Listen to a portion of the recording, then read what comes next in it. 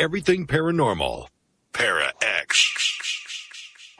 The views expressed and the opinions given by the individual host and their guests do not necessarily reflect those of Para X, its affiliates, or its sponsors.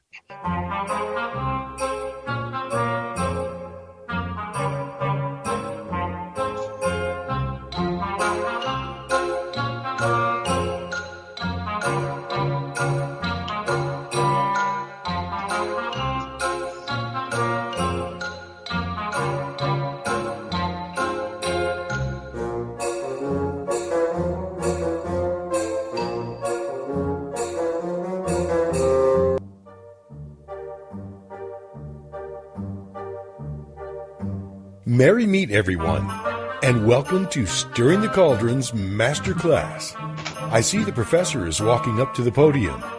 So, take a seat, get comfortable. The class is ready to begin.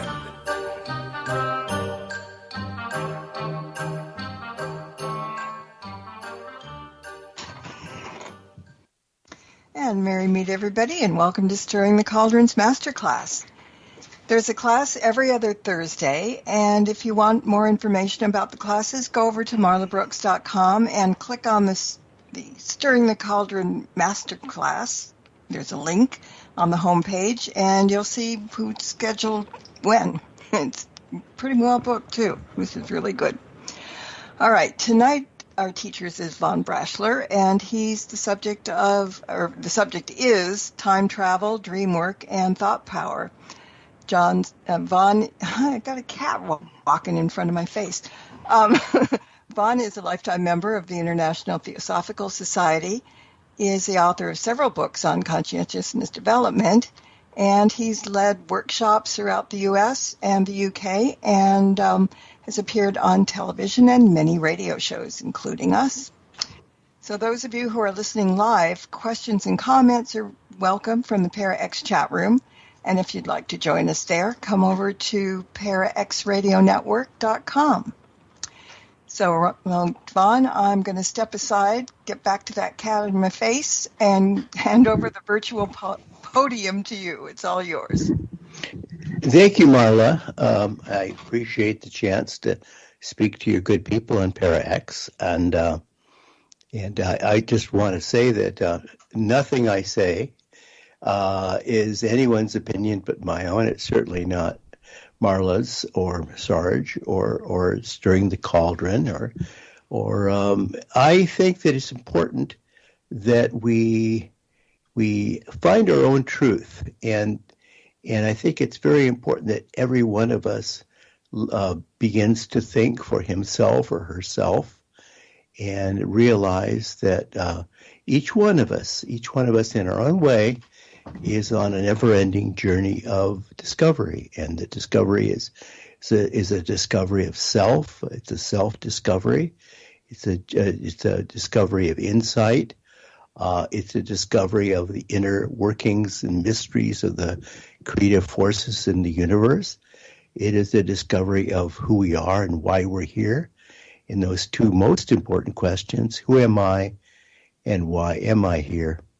So I just want to say right from the get-go, these are just my views. You don't have to accept them. You can laugh at them. You can reword things that make sense to you. You can take it in and sort it and use it in any way you want. But I do appreciate the chance to share with you what I would call my own truth. This is what I've discovered in roaming the world this length of time. My own search of discovery has encountered a lot of interesting things. I'm sure yours has. In my case, I have discovered that a search for spiritual understanding or spiritual growth or evolution is not going to be found with any one group or any one teacher or any one program. It is very much a self-administered, self-taught, and self-led journey of discovery. If that sounds scary, I'm sorry, But, we're all on this journey that we call life. And along the way, we're forced to learn some things, encounter some things. And yes, growth is painful. It's just a fact of life. And so I guess the greatest things that I've discovered, and this is the topic for tonight, if you will, is the way that creative energy and consciousness work together in forming our world and our lives. Personally, I find that there's energy all around us. There's energy within us and everywhere that we can see. In addition to this boundless energy, there's also boundless eternal consciousness everywhere. Consciousness everywhere around us and within us. And so I like to say there's limitless potential within our grasp.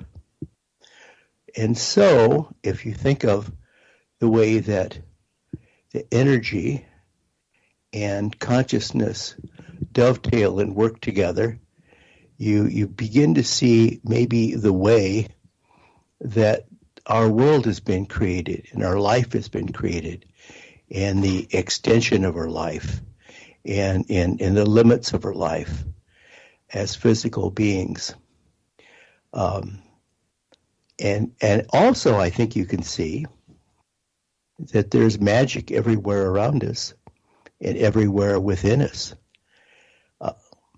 We have then inherent potential to transform with energy.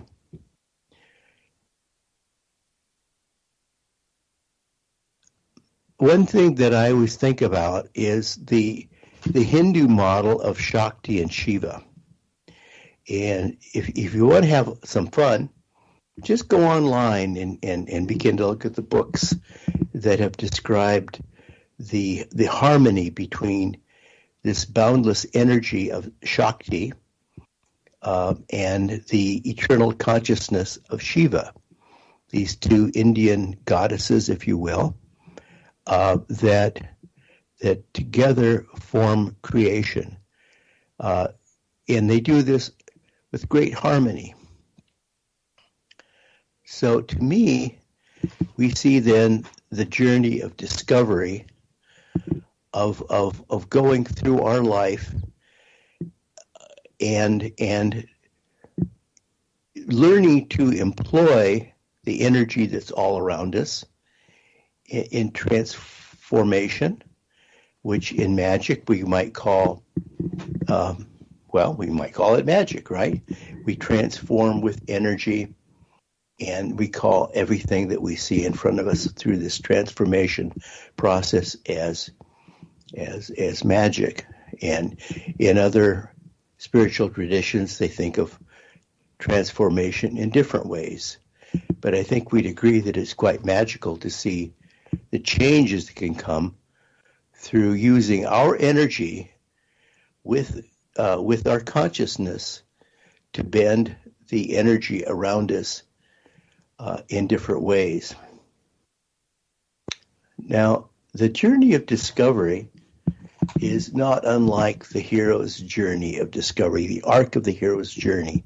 We think of mighty Odysseus battling the gods and goddesses of old in the sea and the sea serpents and the storms and the waves and the wind and all the supernatural forces that are brought against him. And we think of how he's trying to journey to reach a destination. And I think it's important, if we think of the Odyssey, that we think of the destination of the hero. The hero is trying to negotiate his way through impossible, difficult odds. And he's trying to battle all these elements, all these challenges, many which seem beyond him, which he would call supernatural, which we might call the forces of nature. And where is he headed? He's headed home. And if we think of of The Wizard of Oz, we think of Dorothy also going on a great storm-swept journey across the land, bringing her far, far away from home. And she tries to find her way home. And she's told that she always had the power within her. She just had to want to do it. Now, the thing is, what is home? Where are we headed? So it brings us back all the way around, as we'd say, the arc of the hero's journey, all the way around to face the question, who are we and why are we here? You know, where is home? Where are we going? It is said that in the journey of discovery, the journey of 1,000 faces, as one mythologist once famously said, the journey of 1,000 faces is to find your own destiny, your own bliss, your own what you're about and who you are. It is then a journey of self-discovery and insight and the things that we learn along the way, doing what others might consider heroic work. Well, we've gone through some difficult times, haven't we? We've gone through COVID. We've gone through social stress. We've gone through a lot of social discord, a lot of challenging times economically, socially, in terms of health, climate change, many challenges. And we see that sometimes the journey that a hero makes isn't so far from home. Sometimes it's just standing fast where you are and meeting the challenges that are brought against you. The idea of going into the unknown world, if you think of the Hobbit and looking for the key, you go on a great journey of discovery to discover something, obviously. But what you really discover is who you are and why you're here and what's important in your life. So it's not the ring at all, is it? And it's not finding Ithaca. It's not going home. It's not returning to Kansas, and Antiem. It is actually discovering who you are and what you're all about. That everything you have, everything you need for this journey, everything you seek in this journey is already inside of you. This is the challenge of consciousness. Our consciousness demands that we grow, demands that we explore, demands that we become more than we are. And the amazing thing about our consciousness, let's call it our spirit, if you will. Our consciousness is an inner force that is quite powerful. It's quite all-knowing. It preceded you. It knows everything that came before you in your past. It knows everything about your life, even though you're quite uncertain as to where you are and where you should be and what you should be doing. It knows all of this. It knows what's ahead of you. It is a part of you that's attached to a greater consciousness, a universal consciousness, that when we're aligned to the universal consciousness, we have unlimited potential of discovery and knowing. But this consciousness can see very far.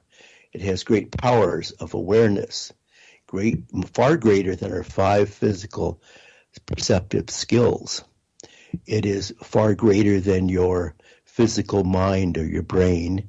It is sometimes called the mind. It is that inner part of you that is eternal and is your eternal spirit.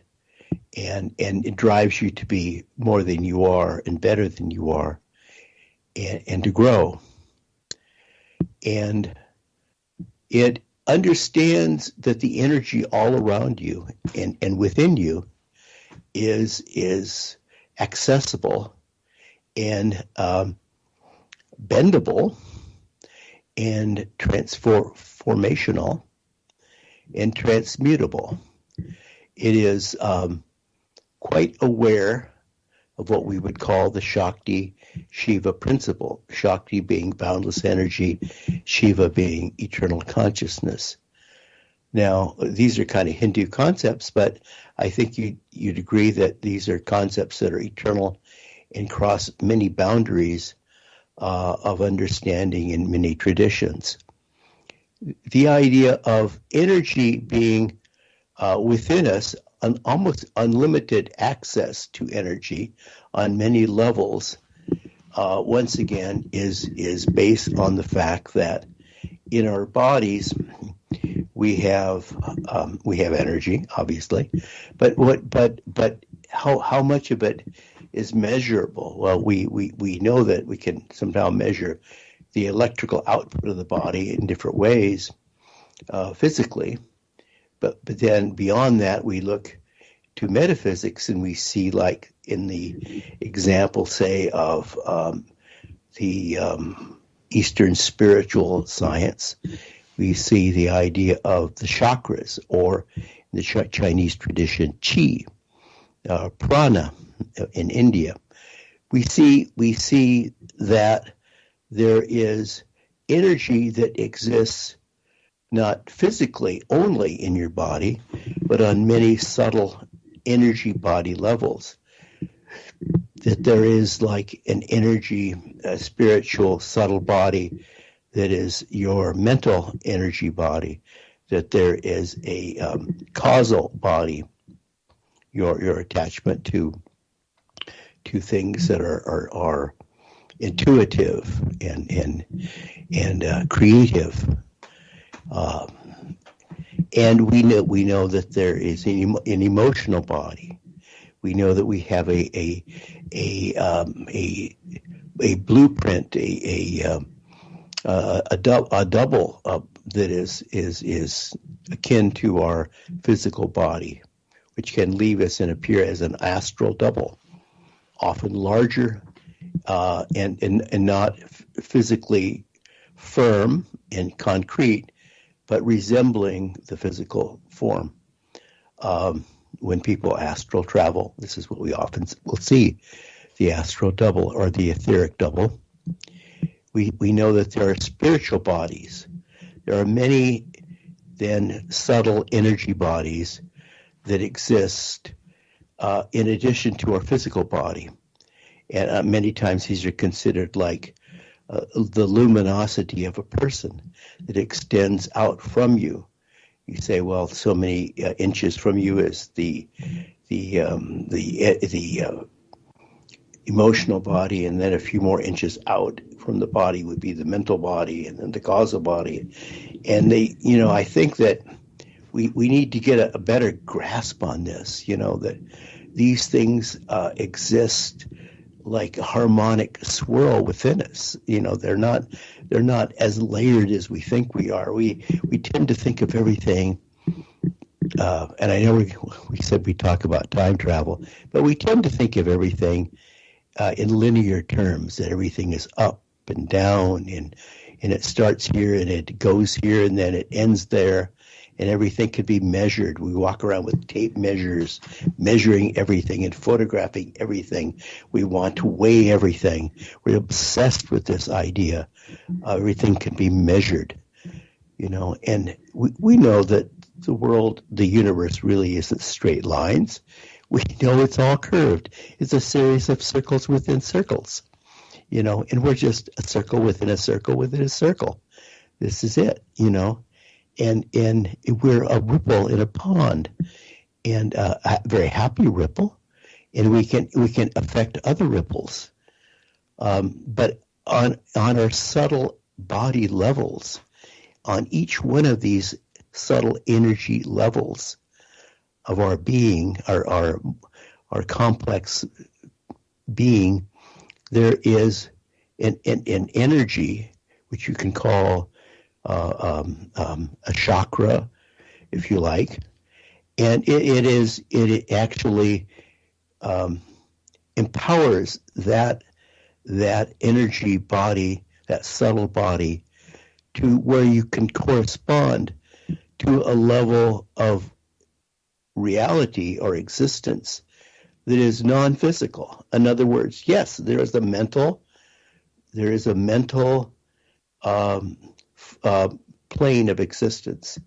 There is an emotional plane of existence.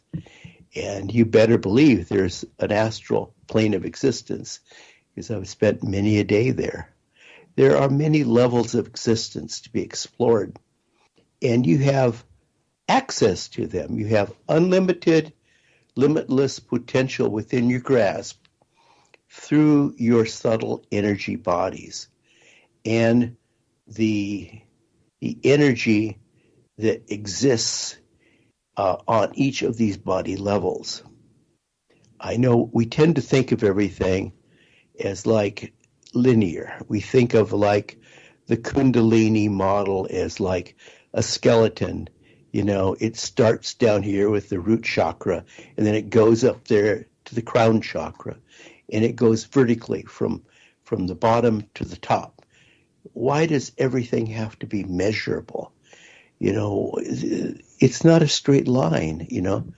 Kundalini energy does not shoot in a straight line. Nothing goes in a straight line. Light, you know, itself goes in every direction. There's, you know, the idea of energy or boundless energy, what we often call light energy or cosmic energy. It continues on and on and on and on. Endlessly, you know, and it permeates in all directions. And so it is with our consciousness. It cannot be bound. It does not go in this direction and that direction. It doesn't go, you know, it's not measurable in that way. It has unlimited range, focus, and grasp. Which is to say, you can use your own personal consciousness to project thought power beyond the body, anywhere you want to go, to hear, to see, to explore, to exist, to relocate, or simply to hear. You can send messages, you can hear messages. There's just unlimited potential what you can do with your human consciousness. Now, using your consciousness with the energy within you and all around you is your ability to control the world around you. It is your unlimited potential to go anywhere, see anything, and do anything. I think that we have to think about the harmonic union between Shakti and Shiva, that our consciousness and our energy, like all universal consciousness and all universal energy, can work together and explore things anywhere. Now, what are some of the most obvious ways to think about what we can do with our consciousness and our energy? I would like to propose some things that we can think about. They're subjects that I've written about. One is a possible understanding of our past lives. That is to say, we can explore our past lives. Another is dream work or lucid dreaming, which we can do to go to an altered state of consciousness and then project using our energy with our consciousness to leave the body and have an out-of-body experience, which also leads to the possibility you can do remote viewing. You can do astral travel. You can go to other levels of existence. You can go to other realms of existence. And there are many. I'm sure you're aware of the recent discovery just this last week, the unfurling, the discovery of the magical formula to the flower of life, where it's been proven mathematically that there are at least 11 levels of reality or dimensional levels that are in addition to our own, at least 11. And we've talked about this for years in terms of esoteric science and metaphysics, but we always knew there was a mathematical formula that would prove it, and this has been done. It has eluded us for many centuries. So we begin to see that we can move freely from what we call ordinary time space in our three-dimensional world, which is actually a two-dimensional world. The third is purely illusion and conjecture. We can travel from our limited physical world beyond ordinary space-time. We can go into the past or into the future. You can also go into alternate realities in other dimensions. You can also go to alternate universes, because in fact there are universes within universes. So what else can we do when we combine our consciousness with universal energy, the Shakti Shiva connection? Well, it's using projected thought power. We can use thought power quite easily to send and receive mysterious messages from beyond. We can use our thought power to manifest. We can use our thought power to hear things that are far away and send messages like a telegraph anywhere we choose. It is remarkable if we learn to really listen what the thought power can do, because our consciousness once again has conscious awareness, which allows us to perceive things in ways that physically, in ordinary reality, we could never hope to do. So I know that we only have an hour here. So what I would like to do is, and I'm hoping that some of you will have questions and some of you will have comments, and we certainly would like to hear from you. And we also will be taking a break. So I don't know, or we're going to take possibly some questions first, or some comments. Are there any? There was a comment earlier on saying bravo for that comment. So I don't remember what it was. It was way back up there. Oh, okay. I think it was a plug for the Bravo network. Yes. No. No, maybe not. I just took that too literally. Okay. So I think that what we'd like to do then is take a short break and come back, and then we're gonna unravel some of these possibilities of using human consciousness and energy to explore past lives, to do dream work and lucid dreaming, to look at time travel, and to look at projected thought power. Okay? That sounds good, and there will be a question when we come back. But everybody sit tight, and we'll be back in about 2 minutes. There's more Stirring the Cauldron with Marla Brooks right after these important messages.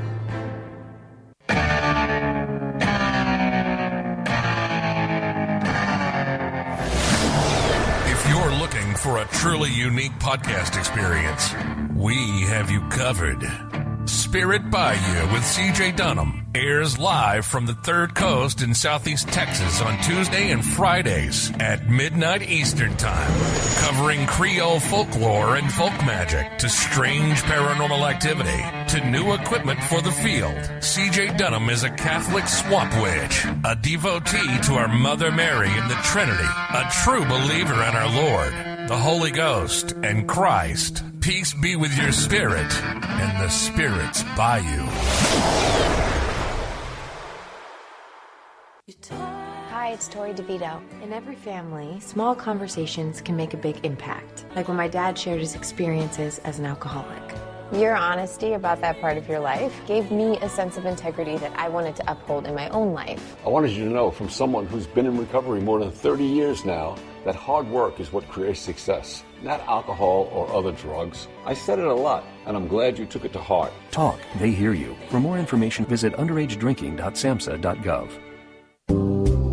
Missed an episode of Stirring the Cauldron? Then be sure to check out marlabrooks.com and check out the archive. And while you're there, check out Marla's weekly Witches Oracle card reading. Explore the site to find many great resources, such as information on tarot, oracle readings, metaphysical consultations, and links to all of Marla's books. That's marlabrooks.com. Welcome back to Stirring the Cauldron. Once again, here's your host, Marla Brooks.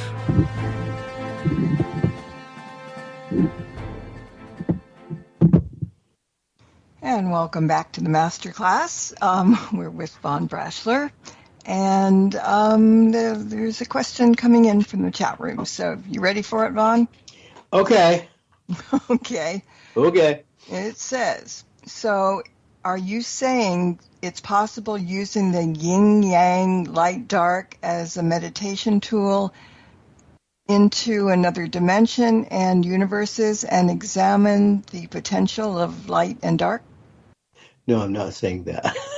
I had trouble saying it, but anyway, go ahead. The answer is no. Let me be more precise in what I'm saying. There is a way to access our inner consciousness that I think a lot of people have trouble doing. And many people then would try to concentrate and reach this level, right?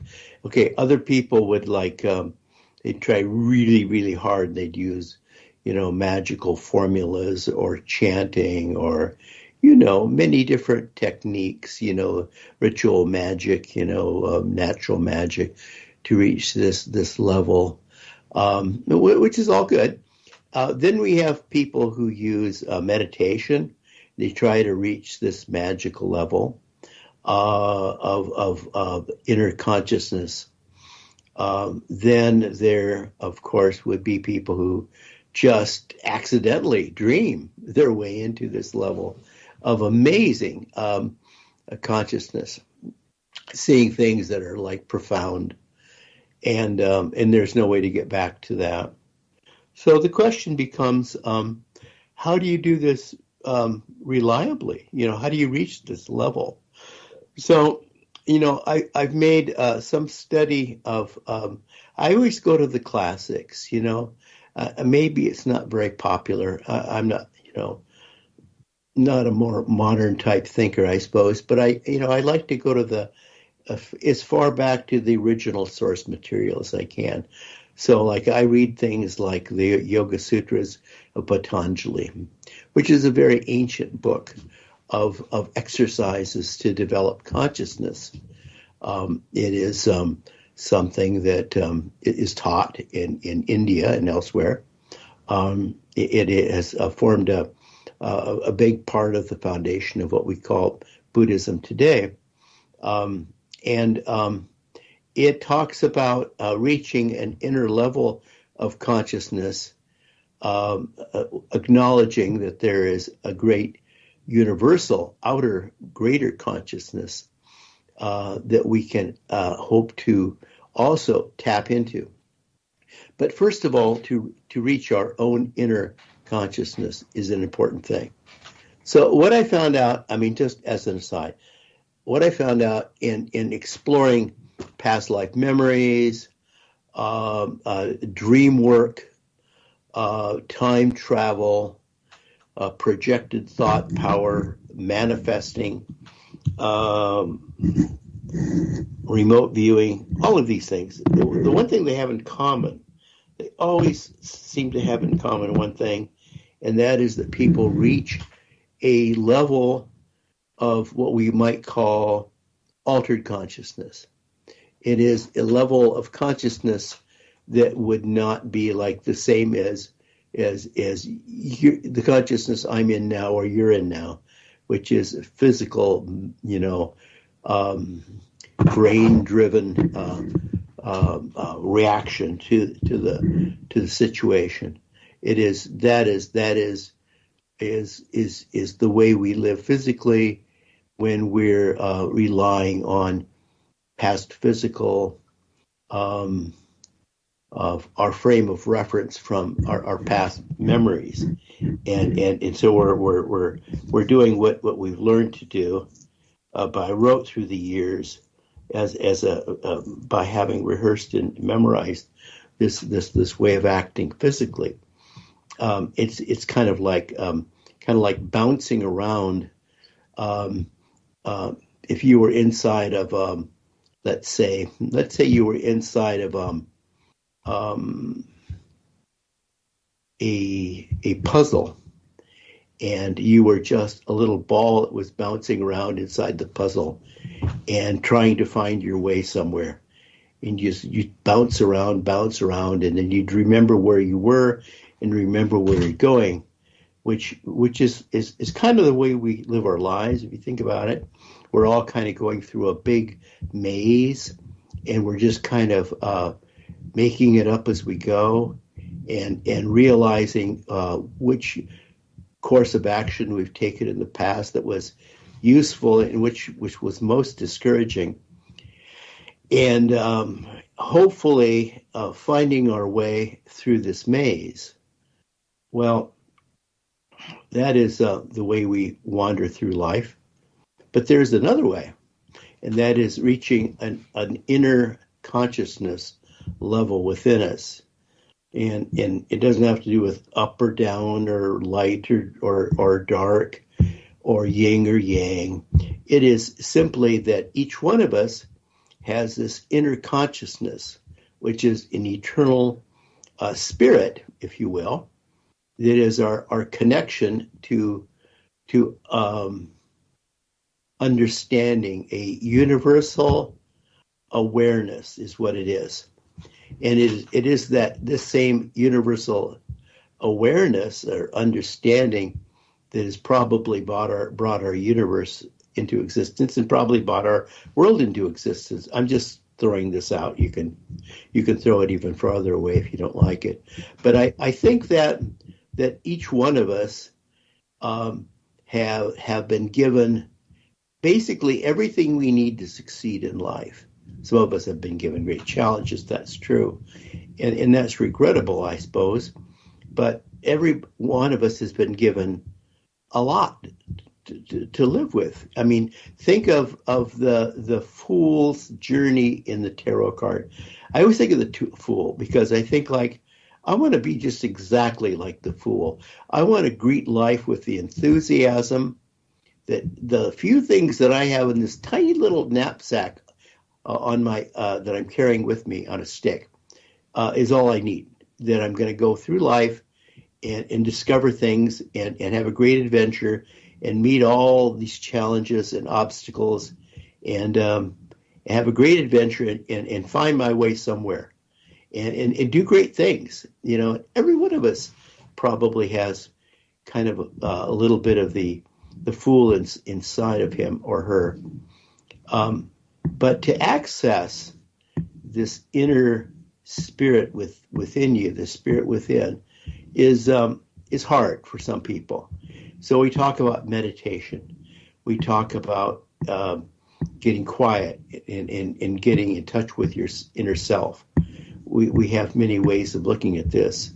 And it's very hard for some people to completely shut off the external physical world to reach this point, because you can't really go there and have one foot in the other in the physical world.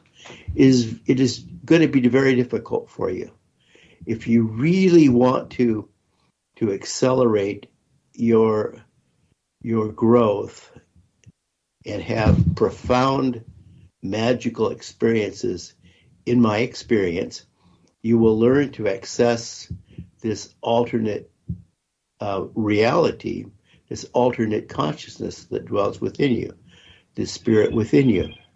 Now, in yoga training, we'll just start from there. They go to great length to talk to people about learning to concentrate, and then they talk, you got to concentrate. And it's like, the more you concentrate, the more you're trying to access your physical brain. I'm going to tell you, like, that it isn't going to work for you.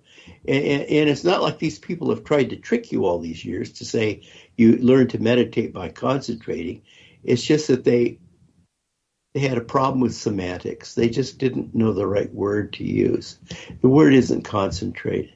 Concentrate is when you're trying to add things up inside your brain and use this little pocket calculator we call our brain. And it's like, this part of you needs to rest. It just does. You need to turn it off. And then you need to turn on the vacuum cleaner that's going to suck everything up. Like the little cat Zoom in the Cat in the Hat. This is the one that cleans up the house at the end, the little Cat in the Hat. So how do you turn on this Cat in the Hat? Well, this is the question, isn't it? So you begin to think about another thing in yoga training. They talk about the need to think of the meditation process as the mind is the slayer of the mind. You've probably heard that or read that somewhere. The mind is the slayer of the mind. If you're going to go about slaying your mind, it's like you need to start all over again. This is not it, my friends. You need to reach an inner harmony within yourself of body, mind, and spirit. It's that simple. And part of this harmonic relationship is the relationship between your physical self and your inner spirit that dwells within.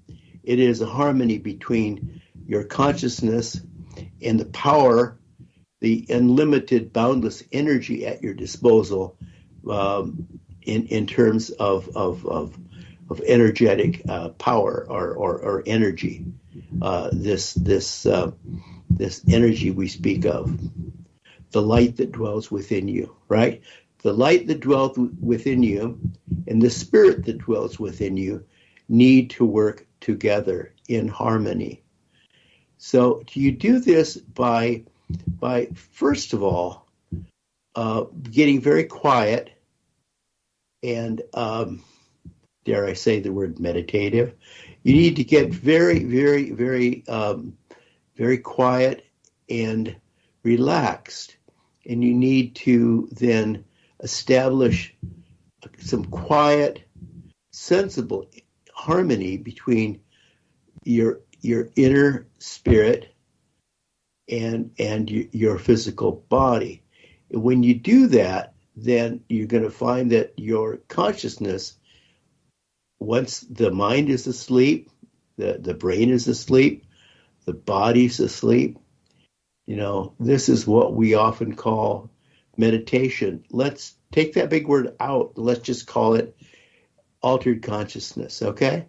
And let's think of like getting to a state where we allow our inner power to emerge from us. This is your inner spirit. And outside you, in your subtle energy bodies, lies unlimited, boundless, eternal energy from the light that dwells within you. Together, this can take you anywhere to see anything and do anything. It is limitless potential within your grasp. I hope that helps. And I don't mean to offend anybody by taking away some of the little crib sheets that have worked for you so long. And I recognize that a lot of this is just semantics, and the way I describe things might not be the way you're used to hearing them. But I can only tell you what has proven to be my truth and what has worked for me, because I've used these techniques to effectively dream in lucid dreams, to leave my body and have amazing out-of-body experiences, to go into the past discover past memories, to do remote viewing, and actually to go beyond what we would call typical space-time. And I've learned to project my thought power to some degree to manifest changes and to explore messages from beyond. So I don't know. Whoever asked this question is probably turning me off. Listen, No, she asked. She just said that you gave an awesome answer. Oh my goodness gracious! Because I think that the yin yang principle has a lot to teach us, but I think that, like a lot of things, semantics get into the way. The problem, you see, is that words always get in the way of what we're trying to do. So one thing I always try to tell everybody to do is that if you're going to try to get in touch with your inner consciousness, you want to get very quiet. You want to center. You want to go deep within yourself.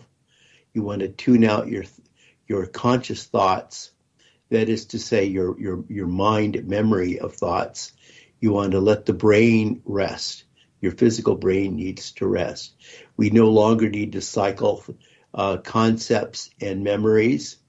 You know, this is we're going to go beyond the power of your physical mind in exploring things. And then you need to do the same thing with your physical body, your arms and your legs. Let it go numb and let them go to sleep, because where you're going to go, your legs and your arms are not going to help you. You're going to fly through the air. You know, I tell you, this is incredible. You know, and around the world for thousands of years, some people have done this, but they've been far and few between. And I think it's time for everybody to explore what I would call the Shakti Shiva harmony of boundless energy and eternal consciousness. So the thing, Okay, when you finish that, Go ahead. Finish your thought, and then I've got one comment and another question. Let's have the comment and the question. Okay.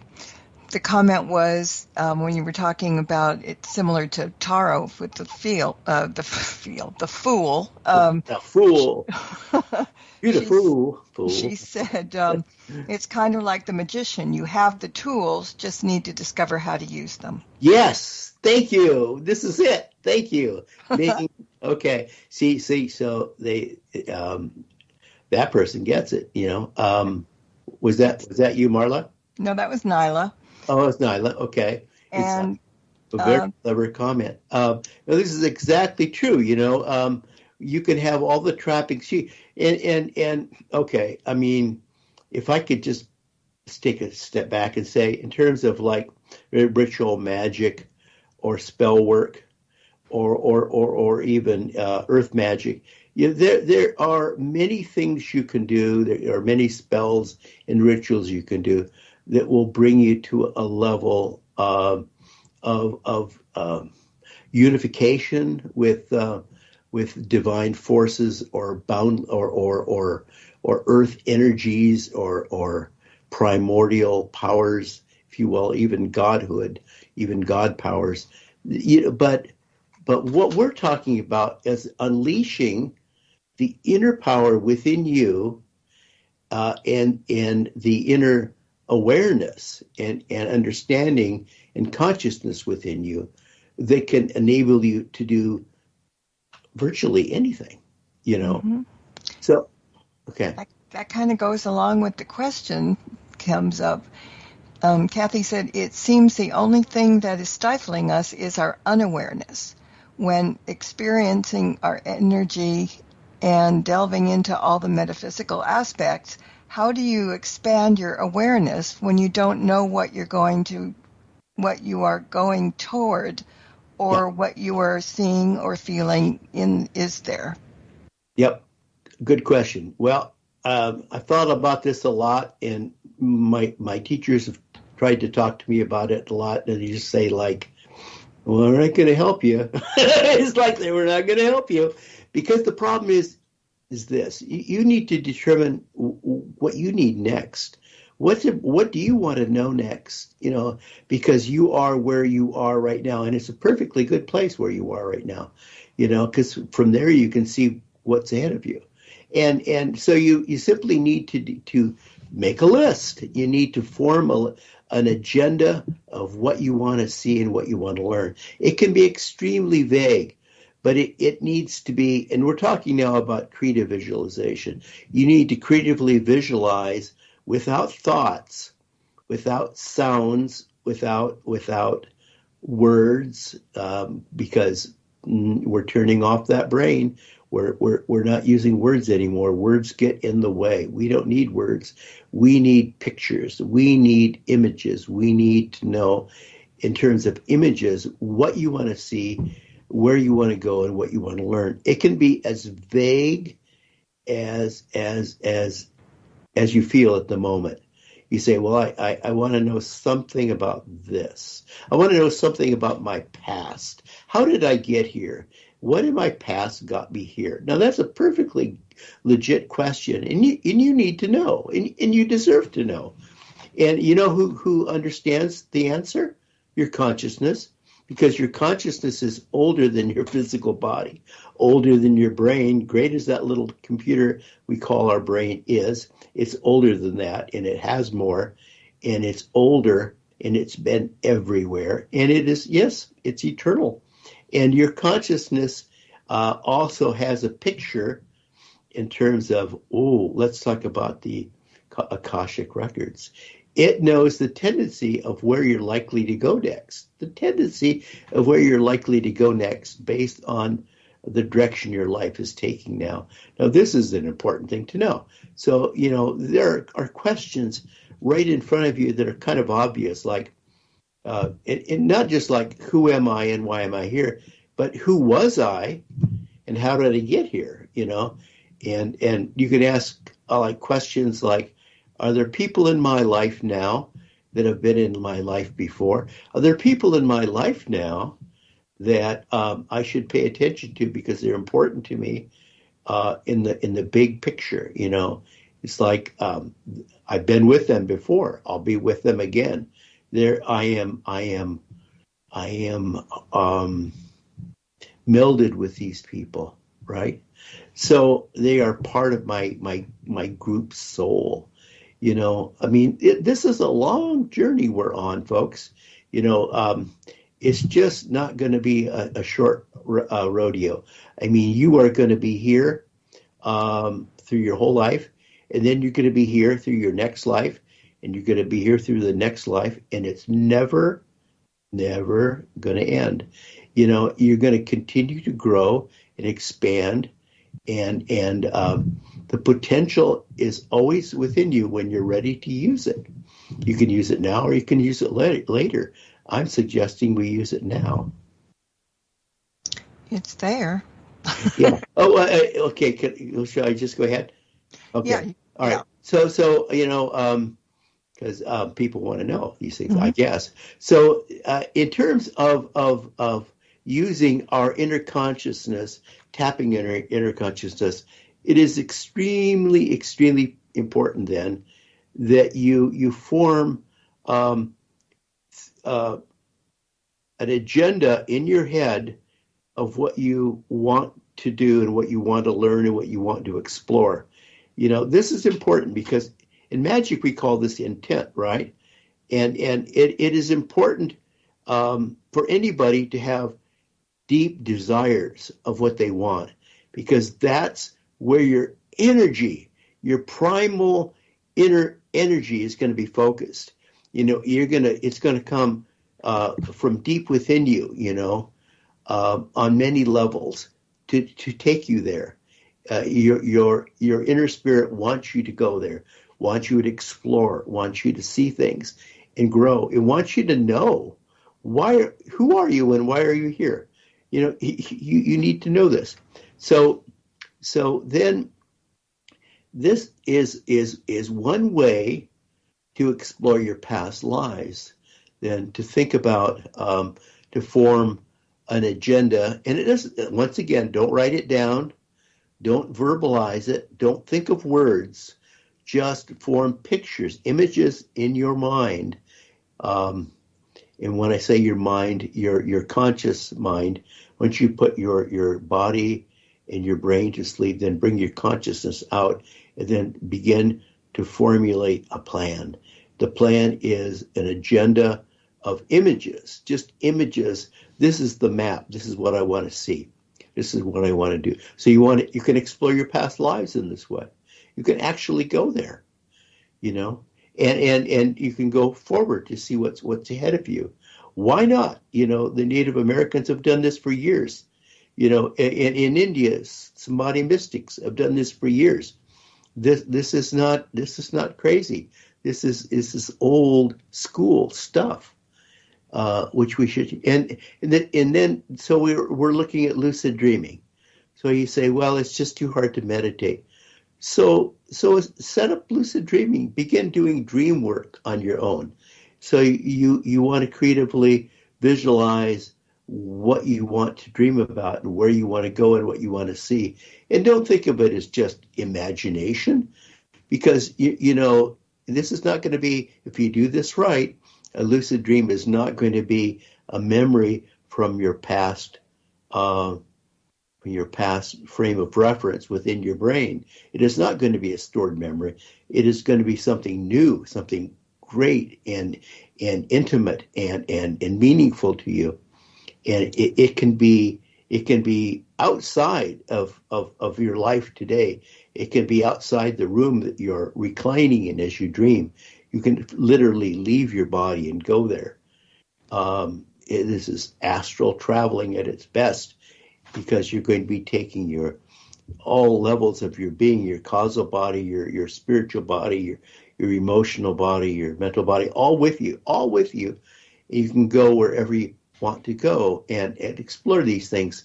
I've got to interrupt you because you have to go. Oh, no. I know it goes fast, but you know what? You're going to come back at some point. Seriously, you are. But okay. In the meantime, where can people find you? Well, I live on a little island in the San Juan. And if you take a boat, you'll find me. I'll be in the boat waving at you. Well, no, I'm on Amazon, like a lot of funny people. And you can go there and look up Von, V-O-N, Braschler, with a B-R-A-S-C-H-L-E-R. And I have some books there. And I'm building a website, but you can also go to my Facebook, which is Facebook V Braschler. And I keep that up. And the website will be up and running soon. And because I have some new books coming out on lucid dreaming, and I think it'll be fun. It will be. All right. Well, thank you. And maybe next time you come, we can do it a little longer. Okay.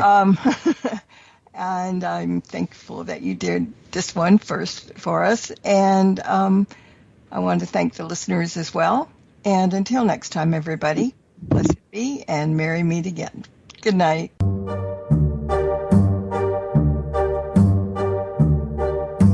Thank you for tuning into this episode of Stirring the Cauldrons Masterclass. Please join us on the last Thursday of the month at the same time for another great class and more cauldron stirring. Any rebroadcast or other use of this program without explicit permission is strictly prohibited. Copyright 2024. The Holiday Weasel by Kevin MacLeod is licensed through Incompetech.